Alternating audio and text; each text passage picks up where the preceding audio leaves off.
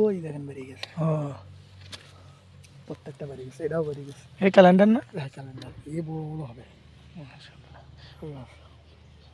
জায়গাটা উর্বর আছে এদিকে, এদিকে জায়গাটা উর্বর ছায়া আছে তো এদিকে, এই জন্য।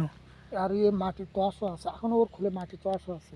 হ্যাঁ হ্যাঁ আর যে জায়গায় লাগাবো ওই জায়গা তো এখনো সময়, হুম। ও কাঠি পাল লাগাবো তো মাটির টস থাকবে। আর যদি একবার চৈত মাস আসি যায় ভাই, সেসব লাগাতি মাথার ঘিনু কষ্ট হয়ে যাবে বেশি। কষ্ট হয়ে যাবে। আর না, না। একটা জোন এখন যেমন 2 হাত আগত পারে, সেই সময় আপনার 5 হাত আগত পারবে না।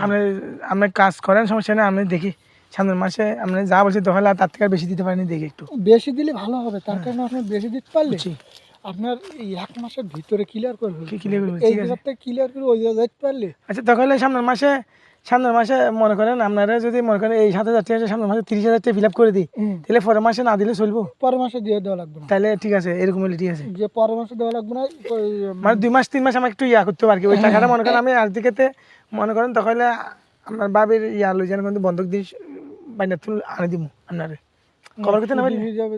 সুদি হয়ে গেলে তো আপনার পুরো না না, মানে আপাতত আর কি কভার দেওয়ার জন্য আর কি, মনে করেন আমরা সময়টা তার পাইতেছি না আমরা, নাইলে সময়টা আমাদের ধরে রাখতে হবে। সময়টা ধরে রাখার জন্য আমরা একটু কষ্ট স্বীকার করবো, সমস্যা নেই।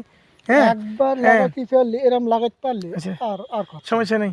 মনে করেন আর টাকা লাগবে না। সামনের মাসে 23,000 টাকা দেওয়ার পরে 2 মাস হয়তো আমাকে একটু সময় দিতে হবে, 2 মাস পরে তাহলে আবার ইয়া করবো, ঠিক আছে। 2 মাস পরে হ্যাঁ। হয়ে যাবে।